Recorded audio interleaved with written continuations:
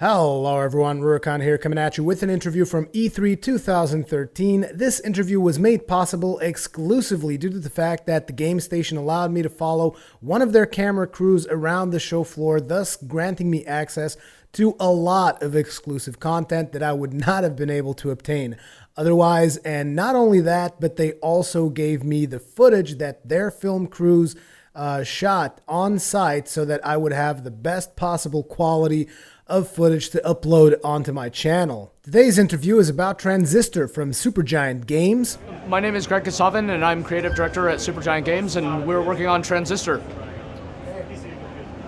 What was the driving force behind the production of this title? Yeah, so Transistor is our second game as a studio.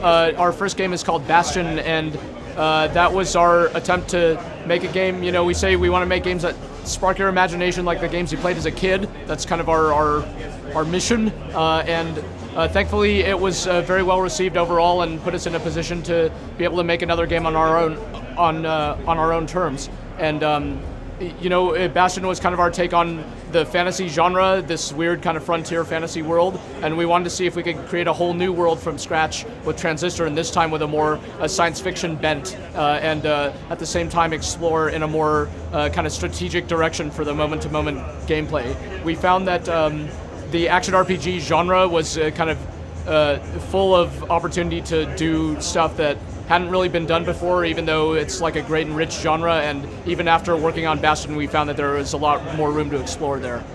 Yeah, so the setup of Transistor is that you play as this character called Red, who is having a very bad evening. Essentially, she survives an attempt on her life and finds herself in an unusual part of town with this very weird weapon that very nearly killed her. And no sooner does she take this weapon than these strange forces appear and are desperately trying to get it back from her. And so that thus begins her journey kind of across the city called Cloudbank, where she's looking for these people who try to do her in and try to find a lot of answers. So we set it up with a lot of mystery, I think, and over the course of the game where it's all going to unfold. So early on in the game, we introduced this strategic planning mode that you can engage almost at any time. It's really kind of an ace in your sleeve, and it really opened up the way that the combat works in this game, the way that we design encounters. It's a very powerful ability that lets you essentially stop the whole world around you and sequence your next set of actions. So you could use it to kind of overpower certain opponents or get out of harm's way or any number of different things. Of course, you're still very viable fighting in real time, so it's kind of like an ability to be used at your discretion, and we find that different players use it in a lot of different ways, and that's when we felt that we were really onto something with it, because we wanted like a deep feeling combat system with a lot of kind of built-in drama, like a kind of an ebb and flow to the battle where you have these moments where you're like against the ropes and you're about to lose against these really powerful opponents, but you call timeout and you go and you do something kind of very dramatic and defeat them all in like a cool series of moves, stuff like that. Yeah, one of our goals with what we're doing with the combat is to make the real-time mode and the planning mode balanced in an interesting way. It would have been a lot easier on us, I think, if we just made a straight-up turn-based game, but it's really important to us to have the real-time play be viable. But at the same time, we do try to set up these situations that compel you to want to use the planning mode, but there's a big difference for us between setting it up so that you want to use it versus like forcing you to use it, if that makes sense. We want you to engage it on your own terms, and that's part of what's interesting about it, of like, I think I could handle this situation, I'm doing all right. It's like, whoa, hold on, time out, then I'm going to do a bunch of stuff and so forth. So we enjoy trying to find that balance, and it's been testing pretty well here at E3 so far. Yeah, so the audio in Transistor is a very key part of the experience, much like it was in Bastion before it. We find that audio is really essential to creating the kind of atmosphere that we want for our games and creating the kind of tone that we want. So having said that, we are trying to do some very different things on those fronts in this game. The music and kind of the vocal pieces are a big part of this game, and the protagonist character herself is a singer who, as part of the story, her voice has been taken from her, so you see kind of evidence of her background through her music all throughout the world. and at the same time, we use voiceover to kind of deliver the story at the pace at which you play. We don't like stopping the action, for storytelling. We want you to always be playing. Though we have a pretty different technique this time around. And than what we did in Bastion, where you had this kind of omniscient narrator, at a distance from the action in the game. Here, you're traveling.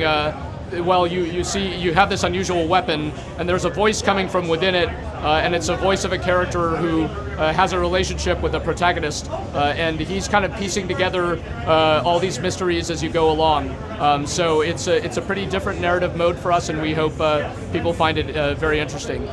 Yeah, we're doing.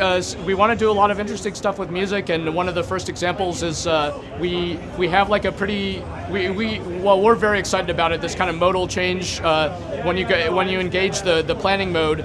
Part of the feeling of it is that this is on your terms now. You're in charge. The world is yours, and you hear kind of the ghostly singing from this character only in this mode. So there's like a musical switch every time that you engage this mode. It's pretty subtle, but we think it's going to be something people like. Yeah, so we first showed Transistor at PAX East a few months ago. Everyone saw it at the same time, and among the people who came to check it out were several folks from Sony who played it and really, really loved it. And they said, how would you like to come to E3 with us? And they have been very forthcoming with development kits and just showed us a tremendous amount of faith and support, as evidenced by this great display that we have here. And we're in turn very excited about the platform, what it's capable of, how much power it has. We always wanted this game to be on both console and PC. We were interested in potentially we are self-funding the game. I was going to say self-publishing the game, so Sony is amenable to that. So that means, we decided to bring this game to both the PlayStation 4 and PC as our launch platforms. And beyond that, anything, we'll see what happens, because much like with Bastion before it, we started on just one platform and we ended up on many more, but it's really important to us to only focus on our launch, because it's the only thing that matters is how good the game is when it comes out, and that means focusing on a small number of platforms. Transistor is due out in early 2014 sometime. We haven't nailed down an exact date, but yeah, we've got a ways to go, but thankfully we've been getting a great response here, so I think and to some extent our work is cut out for us.